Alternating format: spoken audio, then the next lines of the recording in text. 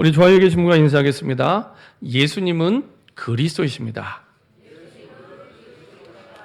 우리 한 번 더 인사드리겠습니다. 지난주 말씀 제목 가지고 인사하겠습니다. 참 행복의 근원은 오직 예수 그리스도입니다. 우리 한 번 더 인사드리겠습니다. 오늘 제목 가지고 한번 인사하겠습니다. 믿음으로 세상을 살린 증인들입니다. 네, 우리의 행복의 근원은 예수 그리스도밖에 없습니다. 내가 다른 것 때문에 잠깐 기뻐할 수 있지만 그 행복의 근원, 외부의 상황과 상관없이 우리를 정말로 진짜로 행복할 수 있는 유일한 길은 예수 그리스도밖에 없습니다. 그렇죠? 그래서 속지 않으시면 됩니다. 진짜 기쁜 일, 슬픈 일, 어려운 일 다 있겠지만 우리를 진짜 행복할 수 있는 외부의 상황과 상관없이 그리고 환경과 상관없이 남녀노소, 나라와 민족과 상관없이 우리를 진짜 영원히 완전하게 기쁘게 할 수 있는 유일한 길은 예수 그리스도밖에 없구나. 이렇게 내가 답을 가지고 있으면 그때부터 다른 시작이 됩니다. 다른 시작이 됩니다. 그렇죠? 그때부터 이게 이론이나 관념이 아니라 실제 내 삶에 대부분이 삶과 신앙이 따로 떨어져 생활을 하고 있잖아요. 그래서 주일날 말씀 들으면 하루만 지나면 이 말씀 제목이 기억이 안 나요. 이 참 행복의 근원이 예수 그리스도였나, 돈이었나, 사람이었나 헷갈리기 시작합니다. 참 행복의 근원이 좋은 직장이었나, 큰 대기업이었나 헷갈리기 시작합니다. 근데 성경은 변함없이 한결같이 참 행복의 근원은 예수 그리스도밖에 없다고 계속 수천 년 동안 말씀하고 있습니다.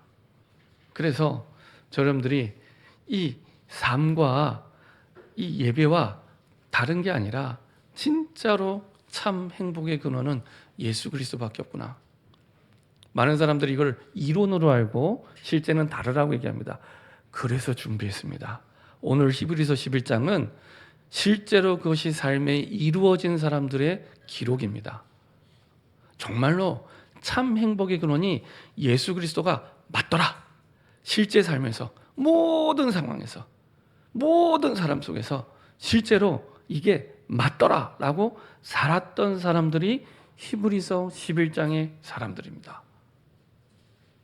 그래서 많은 신학자들이 히브리서 11장은 구약의 축소판이다 이렇게 얘기합니다. 구약의 축소판. 그래서 구약 성경 다 읽으려면 한참 걸리죠. 간단하게 히브리서 11장을 보시면 구약 성경 전체 흐름을 핵심만, 엑기스만 딱 볼 수 있습니다. 그렇죠? 이 사람의 특징이 뭐냐? 내 능력으로 산 게 아니라 내 돈으로 산 게 아니라 내 실력으로 산 게 아니라 믿음으로 산 사람들입니다. 믿음으로. 우리가 막연하다고 생각하는 실제 삶과 상관없다고 느껴지는 믿음으로 산 사람들입니다. 그래서 실제 기록으로 남겨서 그것도요. 이 사람들은 예수님이 오시기 전에 우리처럼 신약 성경에 확실한 말씀도 없이 승리했던 사람들입니다.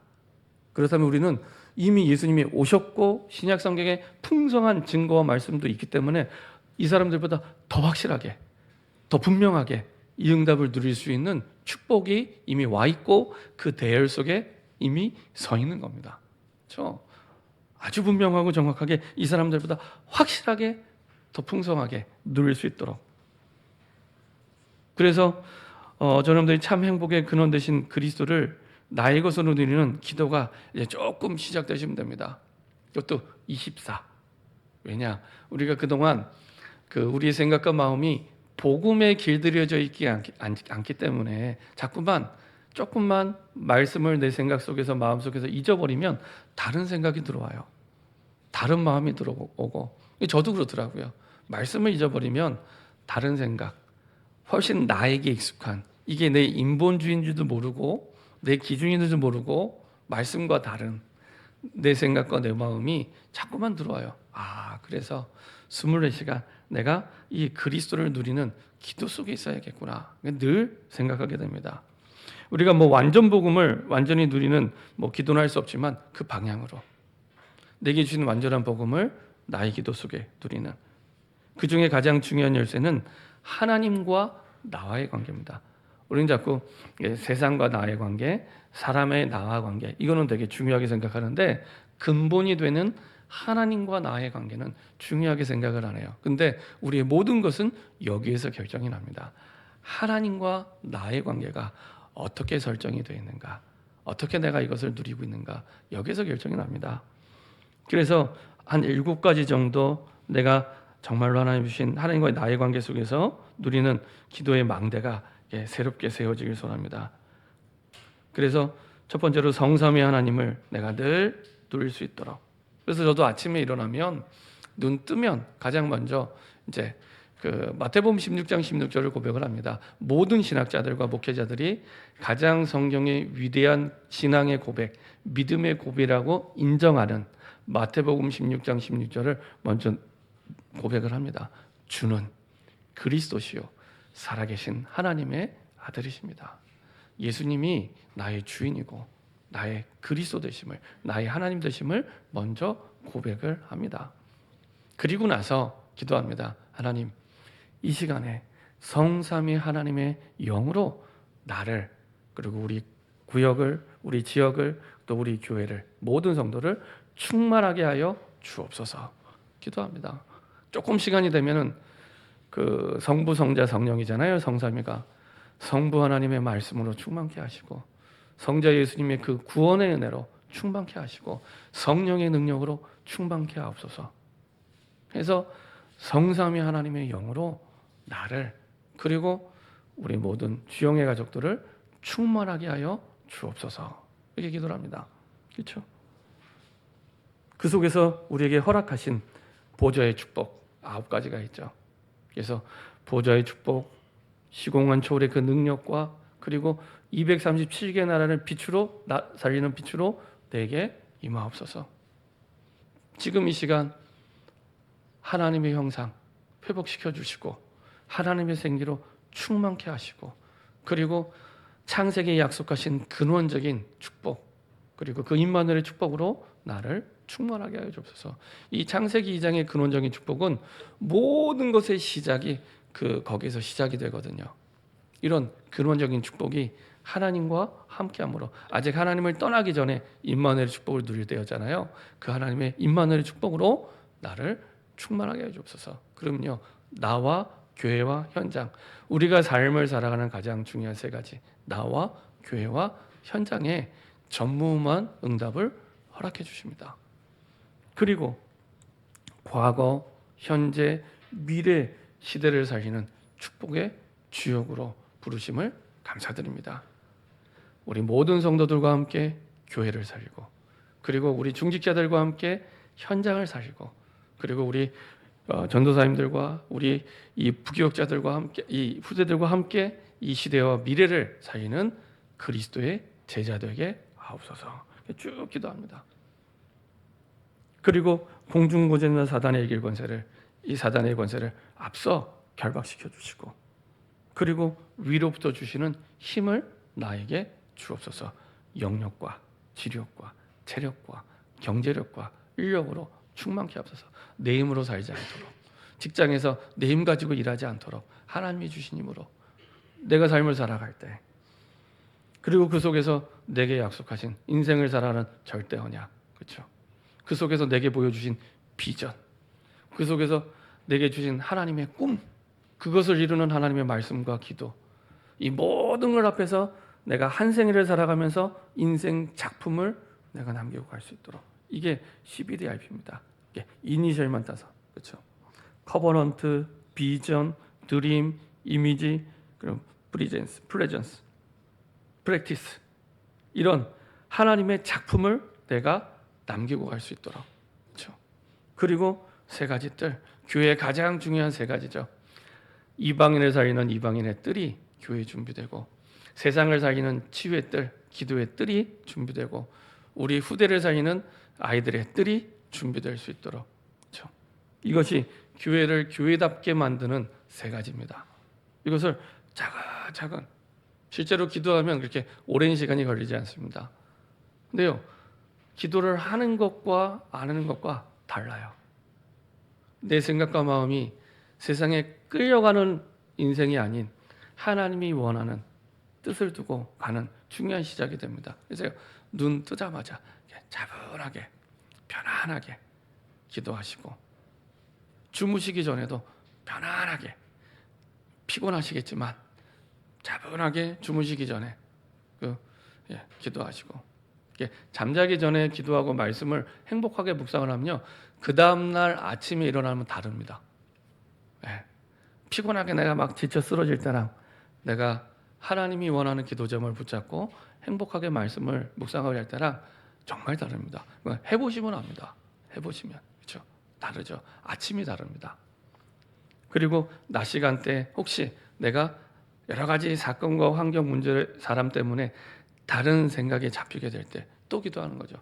주는 그리스도시요 살아계신 하나님의 아들이십니다. 지금 이 시간 성삼위 하나님의 영으로 나를 충만하게 하옵소서. 저 일부러 천천히 합니다. 이게 의미를 모르고 그냥 이렇게 할까봐 오히려 천천히 하나하나 생각하면서 합니다. 그럼요, 이 하나하나의 의미가 다르게 느껴지기 시작합니다. 이 속에서 진짜 참 행복의 근원은 우리가 부르는 그 예수 그리스도 그 이름에 있구나. 이것을 확인하고 누리게 됩니다. 이게 진짜 행복이고, 이래서 복음이 필요하고, 이게 하나님이 주신 답이구나. 하나님이 주신 답이구나. 내가 계획 세워서 해결하는 답이 아니라 하나님이 주신 답이구나. 다르죠. 뭐가 다르냐? 그 이후에 응답이 완전히 다르게 됩니다. 하나님이 하시는 것은 부작용이 없어요. 그래서 그 이후의 응답들이 다릅니다.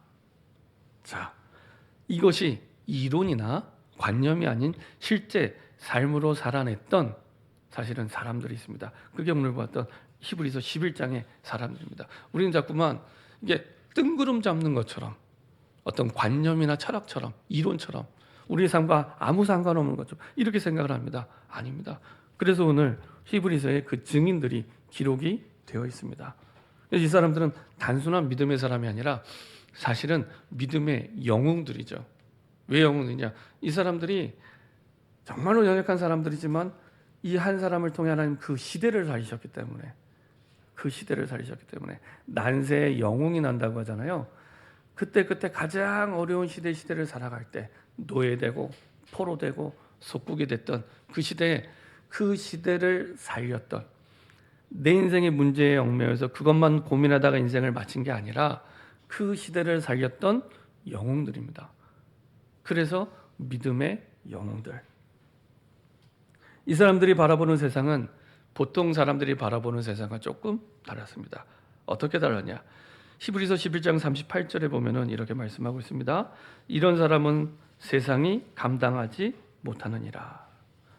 그들이 광야와 산과 동굴과 토굴에 유리하였으나, 실제 현실에서는 누구보다도 열악한 환경이었는데 세상이 감당 못하는 그런 사람이었대요. 세상이 감당 못한다는 말은 세상이 이 사람들을 이길 수가 없는 거예요. 세상 대부분의 사람들은 세상이 이기잖아요. 그래서 세상에 길들여져 살아가는데 세상이 이길 수 없는 사람들, 오히려 그 세상을 살리는 사람들, 이런 사람들은 어떤 생각이냐? 세상을 두려워하지 않았습니다. 왜? 그게 진짜 하나님이 원하는 나라가 아닌 걸 알고 있기 때문에. 하나님이 주신 진짜 하나님 나라는 다르죠. 그래서 세상 가운데 하나님의 나라를 심어야 되기 때문에 세상을 두려워하지 않았고요. 그리고 우습게 보지도 않았습니다. 왜냐? 분명히 공중권세 잡은 자 사단이 있기 때문에. 그렇죠? 우습게 보지도 않았고요. 그리고 세상을 따라가지도 않았습니다. 에베소서 2장 2절에 보면은 많은 사람들이 이 세상을 따라가잖아요. 그렇죠? 이 세상 풍속을 따라 사는 게 잘 사는 기준입니다.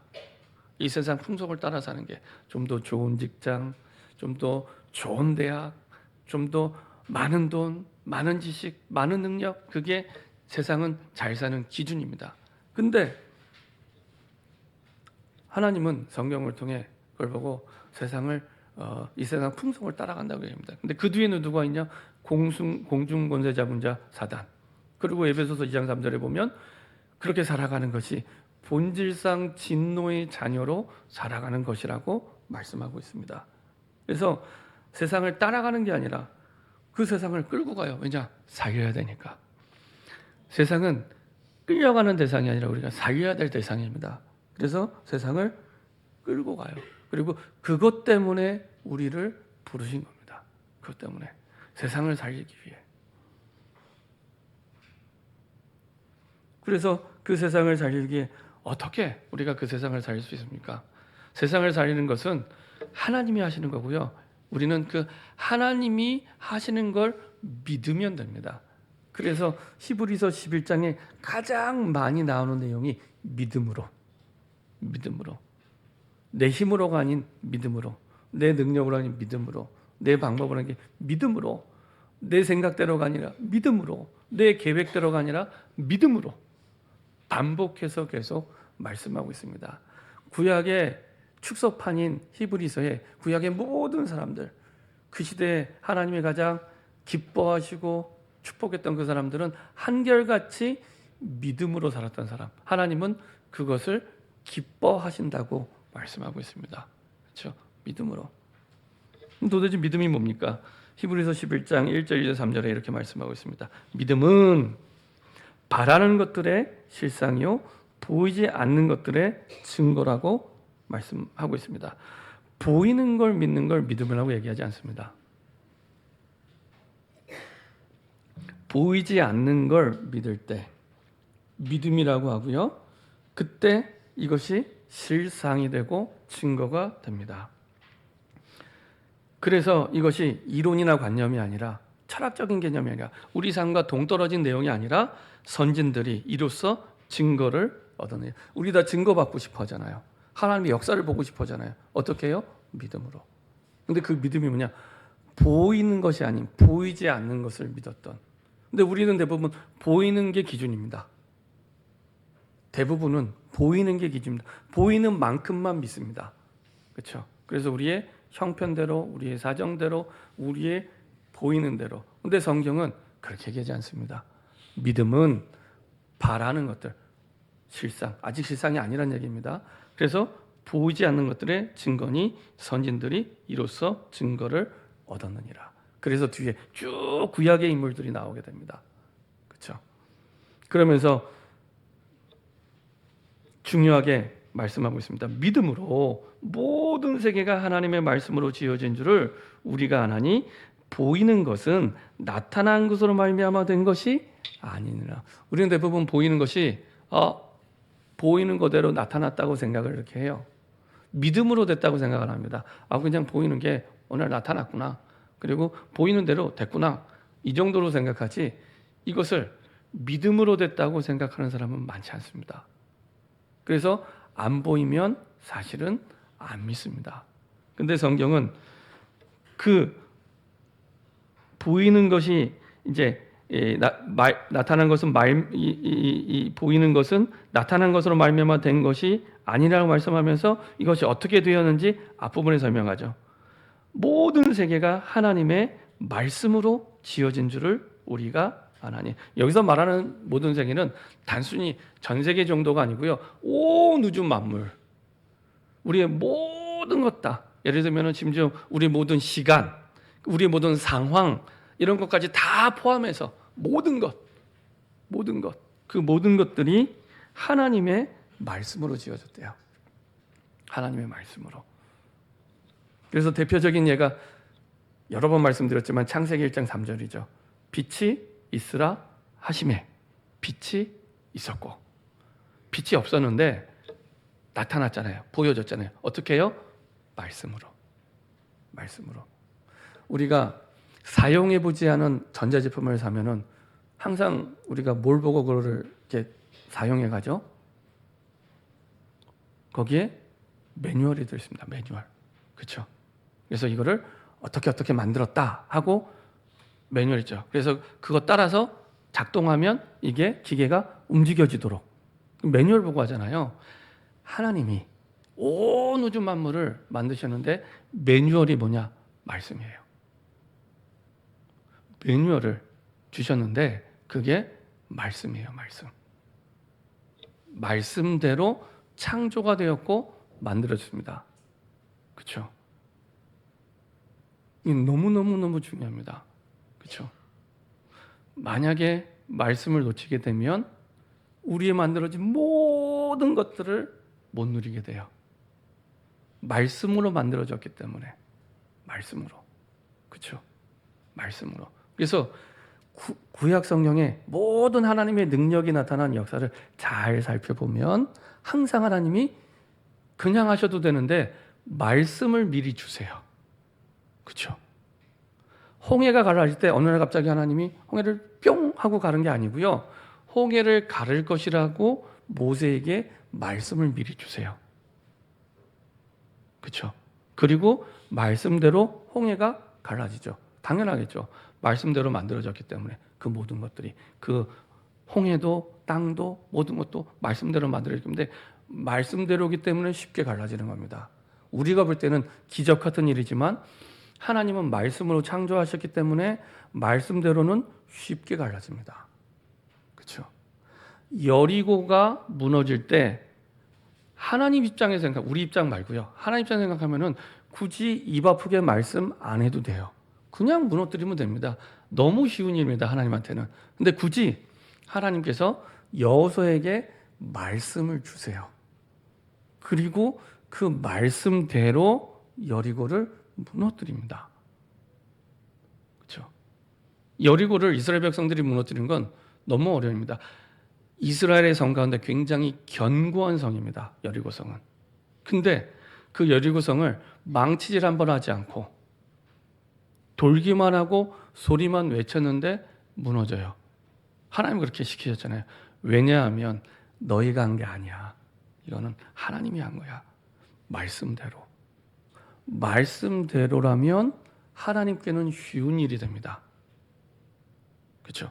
말씀대로 세계가 창조되었기 때문에 굉장히 중요한 원리입니다. 히브리서 11장에 계속 믿음으로 나왔던 얘기는 이 하나님이 주신 말씀을 진짜 믿는 믿음을 가지고 있었기 때문에. 그렇죠? 나중에 결론을 말씀드리겠지만 믿음의 근거가 하나님의 말씀이거든요. 그래서 믿습니다 100번 1000번 해도 내 마음에 하나님의 말씀이 없으면 안 믿는 겁니다. 안 믿는 겁니다. 근거가 없어요. 그걸 보고 맹신 이렇게 합니다. 맹신. 근거가 없는데 믿습니다 해서 믿어지는 게 아닙니다. 근거가 있어야 돼요. 이 믿음으로 삶을 살아냈던 히브리서 11장의 사람들은 근거가 분명했습니다. 정확하게 말씀을 붙잡고 믿었던 사람들입니다. 그렇죠? 자, 그래서 언약을 붙잡은 사람은 실패하지 않습니다. 언약을 붙잡은 사람은 실패하지 않습니다. 교회 다니는데 왜 응답이 없을까요? 왜 난 잘 안 되죠? 왜 힘들죠? 왜 어렵죠? 왜 자꾸 고민이 되고 갈등이 되죠? 라고 했을 때 항상 답은 한 가지입니다. 하나님의 말씀을 놓쳤기 때문에. 하나님의 언약을 놓쳤기 때문에. 그거 말고 없습니다. 그거 말고 없습니다. 하나님의 말씀을 놓쳤기 때문에. 말씀으로 온 우주 만물 세계를 창조하셨는데 그러면 그 온 우주 만물 모든 일이 되어지고 안 되어지는 말씀 따라 움직이게 되어 있다는 얘기입니다. 작동 원리가. 그렇죠? 매뉴얼.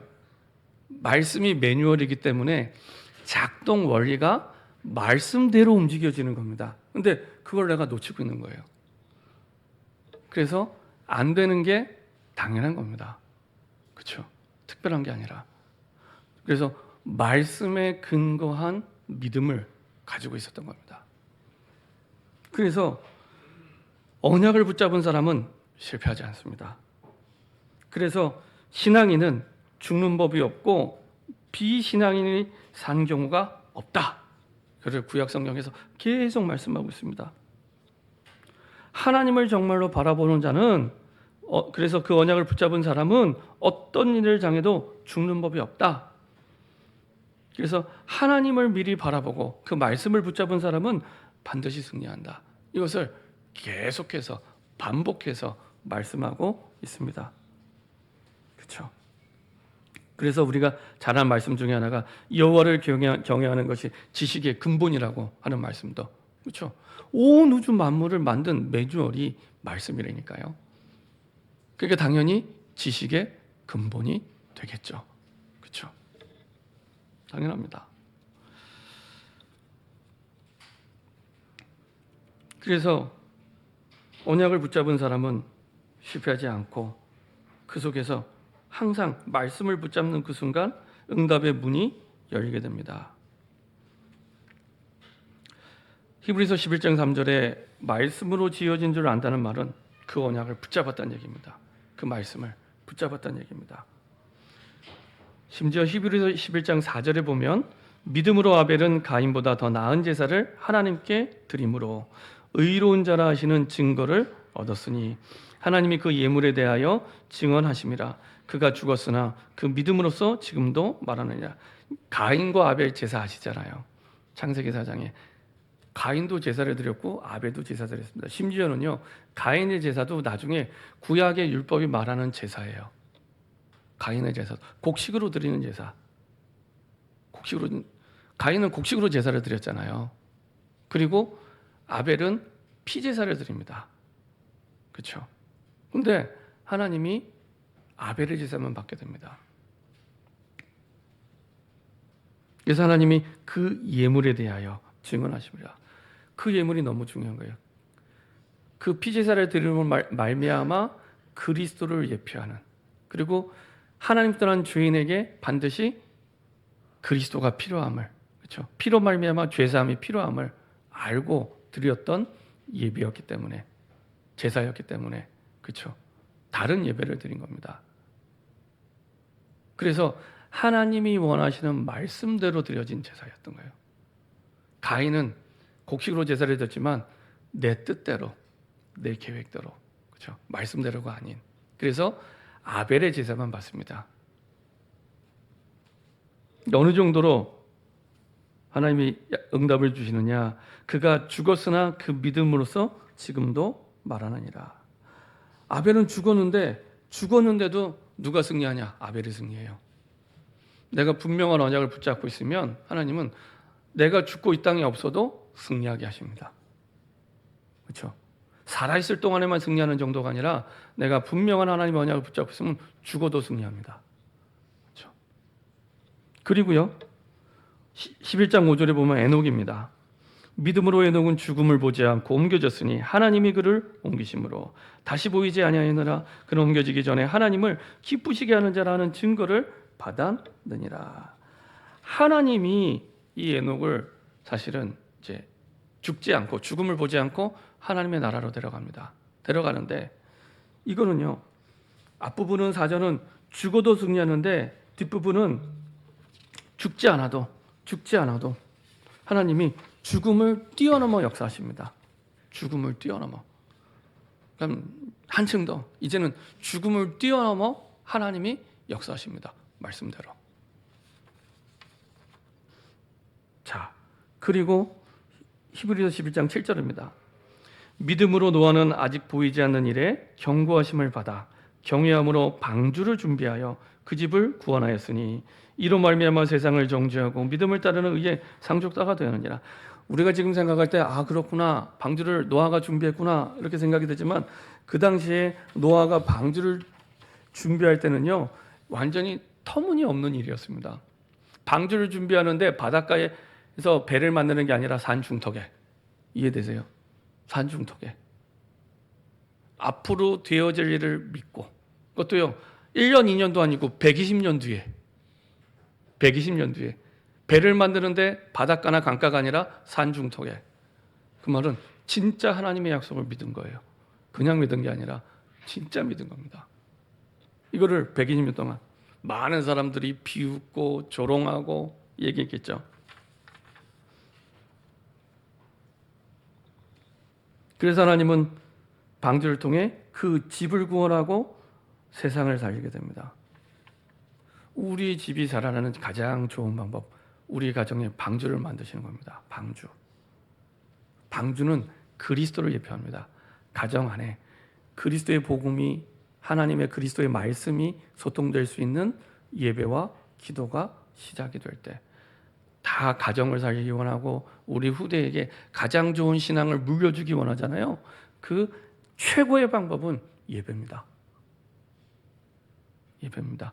방주를 만드는 겁니다. 그리스도의 복음이, 그리스도의 말씀이 소통될 수 있도록. 그렇죠? 그래서 우리 가정이 그런 구원의 방주에 축복과 응답을 누릴 수 있도록. 그러면 이게 우리 가정만 살리는 게 아니고요, 세상을 살리는 응답이 됩니다. 노아처럼 세상을 살리는 응답이 됩니다.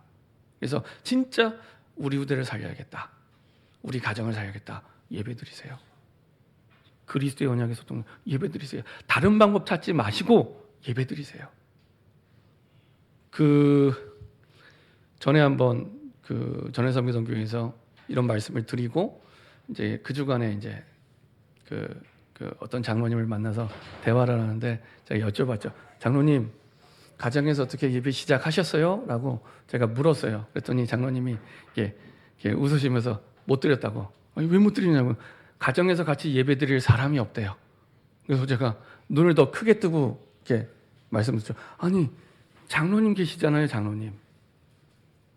예배 드릴 사람이, 같이 예배 드릴 사람이 없다고 얘기하시는 거예요. 그래서 장로님 계시지 않냐고. 혼자라도 들으시면 된다, 혼자. 근데 중요한 건 혼자 예배 드릴 수 있는 영적인 힘이 없는 거예요. 그래서 내가 혼자 있는 시간에 내가 어떻게 영적 활동을 하느냐가 내 실제 진짜 영적 상태입니다. 우리가 다 같이 주일날 예배 드릴 때는 잘 몰라요. 어쩌다가 깨달을 때는, 예를 들면 큰 문제가 생겼거나 큰 사건이 생겼을 때는 하고 깨닫고 예배 드려야지 할 수 있는데, 사건이 생겼다는 것은 이미 오래전에 그런 예배가 없는 상태로 지속이 된 겁니다. 그렇죠? 근데 혼자 있는 시간에 예배 드리는 게 특별한 게 아닙니다. 하나님이 우리 인간을 만드실 때 창세기 1장 27절에 하나님과 함께 할 때 근본적으로 행복하도록 이렇게 우리를 지으셨어요. 우리 존재 자체가 하나님과 함께하는 게 즐겁고 행복하도록 그렇게 지었습니다. 우리가 즐겁고 행복한 일을 막 애써서 하지 않잖아요. 막 고생하면서 하지 않잖아요. 즐거우니까, 행복하니까. 그래서 혼자 있는 시간에 예배하고 기도하고 하는 게 특별한 게 아닙니다. 하나님이 우리를 만드신 존재 자체가 하나님과 함께 할 때 행복하도록. 근데 그게 잘 안 되잖아요. 병들어 있는 겁니다. 병들어 있는 겁니다. 오늘 저녁 때 한번 실험해 보세요. 혼자 있는 시간에 내가 예배가 되는가?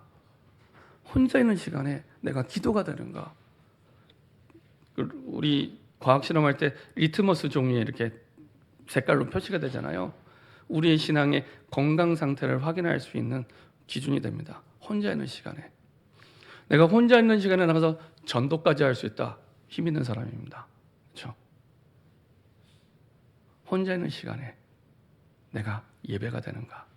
혼자 있는 시간에 기도가 되는가? 얼마든지 혼자 할 수 있잖아요. 존재 자체가 창세기 1장 27절의 존재인데요. 그렇죠? 그래서 방주를 만드시면 됩니다. 이게 가장 빠르고 바른 응답입니다. 가장 빠르고 바른 응답. 자, 노아가 방주를 만들었는데 가정이 살아나고 그 시대를 살리게 됩니다. 그리고 의의 상속자라, 하나님 보실 때 가장 올바른 언약의 상속자로 하나님이 축복하시죠. 히브리서 11장 8절 보니까 믿음으로 아브라함은 부르심을 받았을 때 순종하여 장래의 유업으로 받을 땅에 나아갈새 갈 바를 알지 못하고 나아갔으며. 이게 되게 이상한 말씀입니다. 이 말씀이. 우리가 이사 갈 때 이사 갈 주소를 정해놓고 가시죠. 혹시 이사 갈 때 이사 갈 주소 없이 가시는 분 계세요? 아무도 안 계십니다. 근데 아브라함은 이사 갈 때 주소가 없었어요. 본토 친척 아비 집을 떠날 때 하나님이 주소를 알려주고 가게 하지 않았어요. 가. 내가 약속한 땅으로 가. 하고 끝. 창세기 12장 1절부터 3절입니다. 근데 그거를 무모하다고 말씀 안 하고 믿음이라고 얘기를 해요. 우리 상식에는 그게 무모한 거잖아요. 번지수도 알려주니까 이사가 그러면. 근데 하나님은 아브라함에게 약속의 땅으로 가 해놓고 그를 믿음이라고 말씀하세요. 지금 그 말씀을 하는 겁니다. 믿음으로 아브라함은 부르심을 받았을 때 순종하여, 이거를 순종했어요. 아브라함이 순종하여 장래의 유업으로 받을 땅에 나아갈새 갈 바를 알지 못하고 나아갔으며. 그렇죠? 제가 어렸을 때, 저도 주일학교 다닐 때 되게 많이 불렀던 노래 중 하나가 믿음의 조상 아브라함은 하고 늘 불렀던. 그래서 그때는 왜 믿음의 조상인지 그것도 모르고 늘 불렀거든요. 근데 나중에 보니까 이제 의심이 들었어요. 실제로 말씀을 보면은 아브라함이 계속 불신앙하거든요. 계속 불신앙해요. 하나님이 계속 말씀하시는데 그 말씀을 안 믿어요. 근데 나중에 시간이 흘러가면서 아브라함이요, 말씀을 믿기 시작합니다. 어느 정도요? 자기 아들을 바칠 만큼. 자기 아들을 바칠 만큼. 하나님의 말씀을 믿어요. 어느 정도로 믿었냐? 이 아들이 내 칼에 찔러 죽었어도 하나님이 이 아들을 살려낼 수 있다라고 믿음을 가지고. 그렇죠? 이것은 아브라함의 능력이나 실력이 아니라 하나님의 말씀에 근거, 진짜 말씀을 믿은 거예요. 온 우주 세계를 하나님이 진짜 만들었구나. 아브라함은 믿었던 겁니다. 갈 바를 모르고 나아갔는데요, 하나님은 분명히 아브라함은 그 언약을 붙잡고 믿었죠.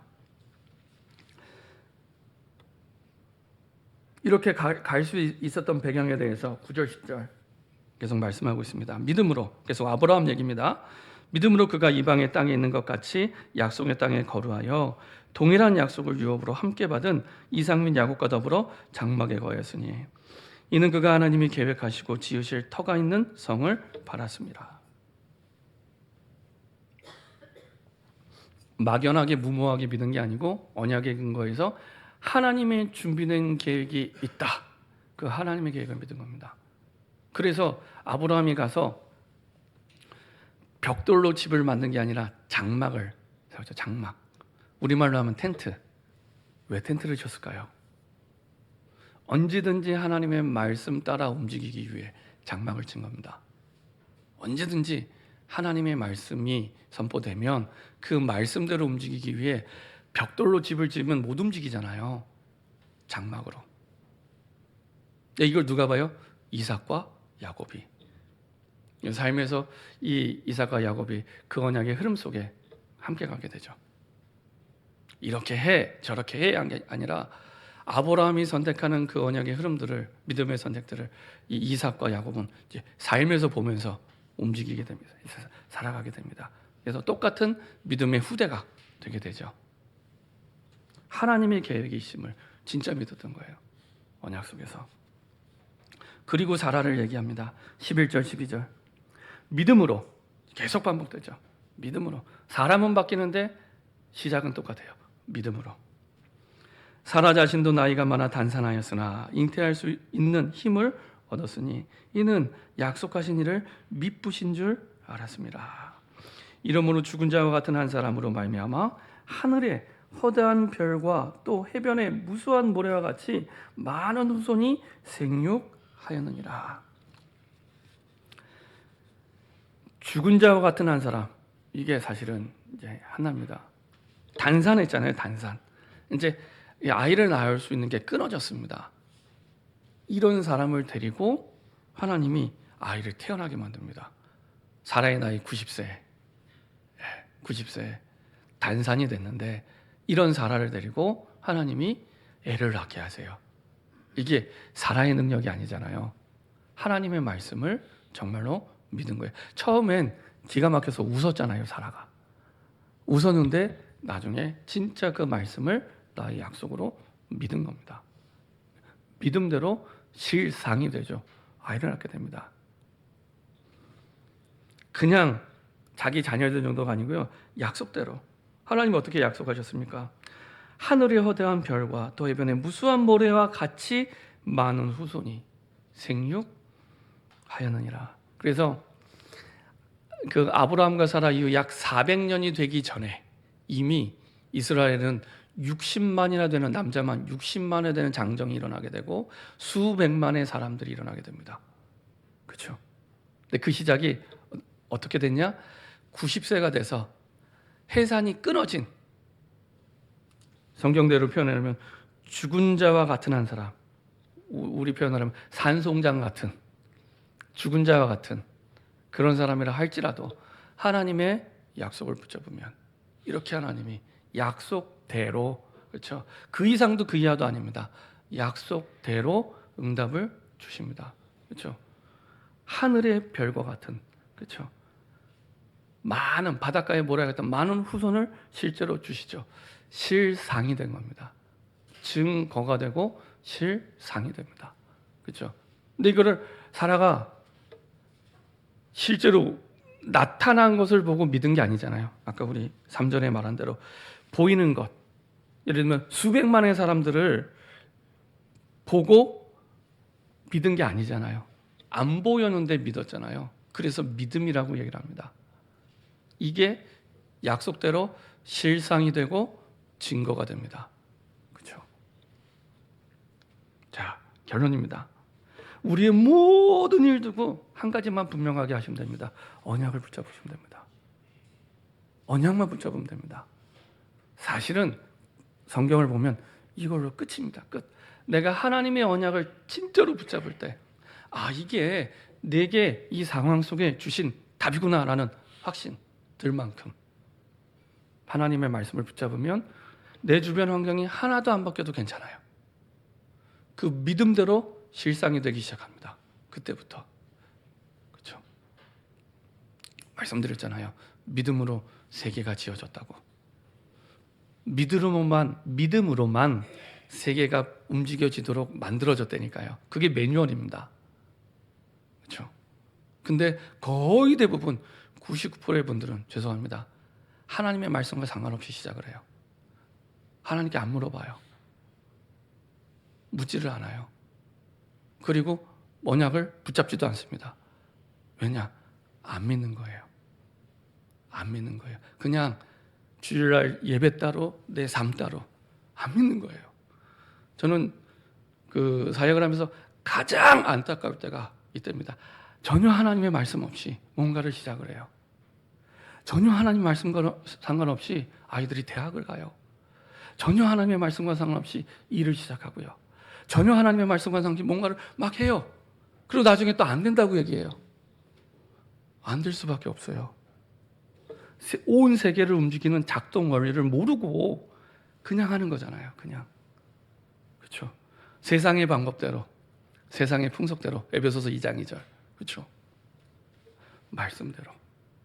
구약은 끊임없이 그거를 반복해서 얘기합니다. 말씀대로. 믿음대로. 그래서 히브리서 11장에 믿음으로 반복해서 우리가 끝까지 안 읽었지만 시대도 다르고 사람도 다르고 환경도 달라요. 근데 한 가지가 같아요. 믿음으로. 그래서 히브리서 11장 1절부터 3절을 계속 이렇게 증명해 나갑니다. 그렇죠? 믿음으로. 그래서 하나님의 말씀으로 언약만 붙잡니다. 하나님의 말씀이 정말로 임하면 그걸로 끝입니다. 그 말씀대로 바뀌어지게 됩니다. 세상에 누가 뭐라 했든 어떤 사람을 만나든 말씀대로. 그게 기준입니다. 그게 기준입니다.